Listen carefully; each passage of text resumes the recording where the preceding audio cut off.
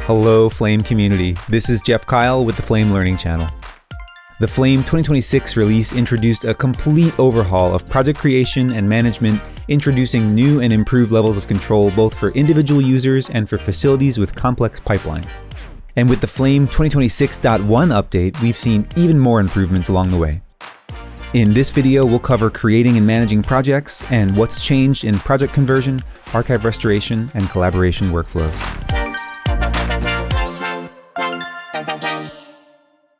After launching Flame, we're met with the brand new project management window. On the upper left, we have our host workstation dropdown, followed by options to make a new project or modify an existing project.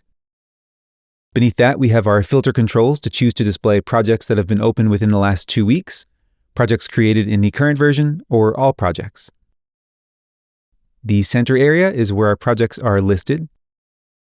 On the right, we have the collapsible What's New panel, which will list many of the new features and improvements for the version we're currently using.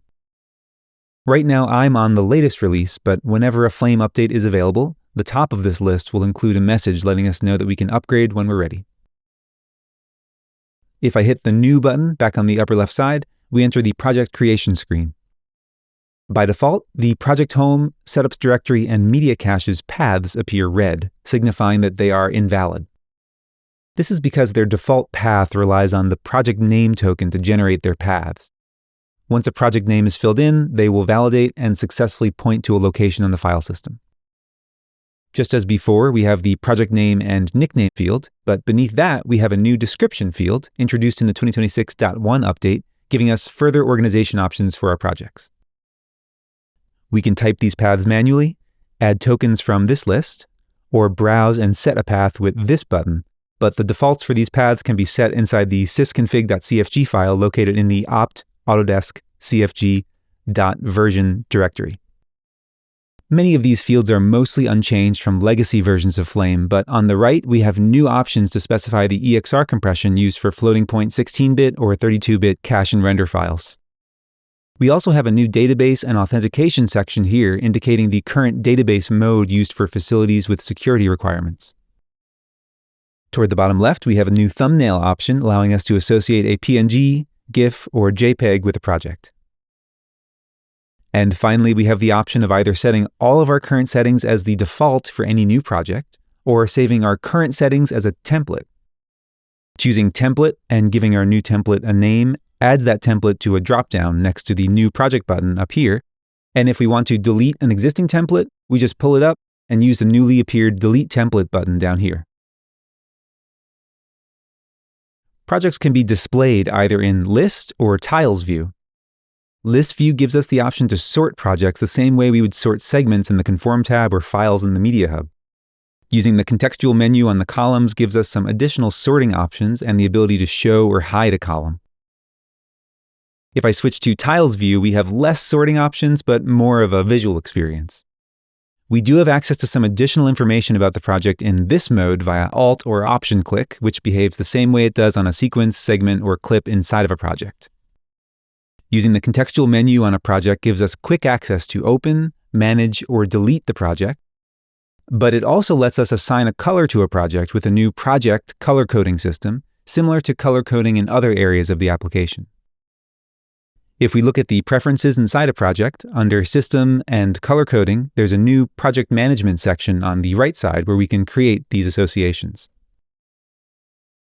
Projects also gained tag support, allowing us to assign tags to projects for even more organization. Once tags are set, they can be managed or cleared by opening the contextual menu on a project and choosing accordingly. And their main use is in this new search box at the top right of the screen. Searching for a project name or tag filters down the list of projects to only show the projects that fit the results of the search. And we can multi-select any number of projects to assign colors, tags, or to delete them.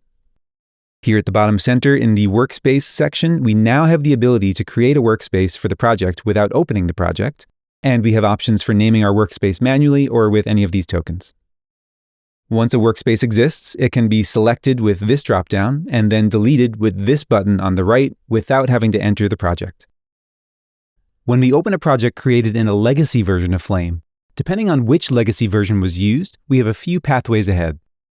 Opening legacy projects that are from 2026 gives us the option to either copy the project with a number of options to adjust the name, various paths, and cache and proxy settings, or to convert it in place, which upgrades the project to the new version.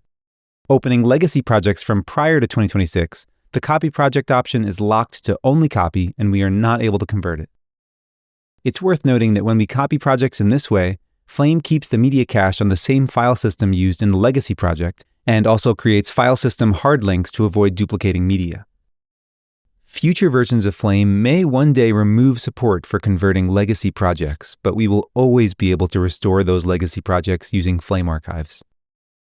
Restoring a project from an archive gives us all the same options we saw from Project Copy, making for some very nice control over the various file system locations and project name. When working in a collaborative environment where you might have multiple Flame and Burn workstations working together, a Flame project's various project folders, setup directories, and media cache locations all must be accessible across all workstations over the network. It's also required that when working with network-attached storage for Flame projects that the networking uses NFS and not SMB or CIFS. Be sure to take a look at the online help for more details about setting up and maintaining collaborative workflows. Whether you're a freelancer or helping to manage a large studio, these improvements all help to pave the way for more flexibility, simplicity, and organization in our Flame projects. If you like these videos and you're finding them helpful, please subscribe to the Flame Learning channel and click the bell to stay notified about new content. Feel free to comment any questions or suggestions below. Until next time, thanks a bunch for watching.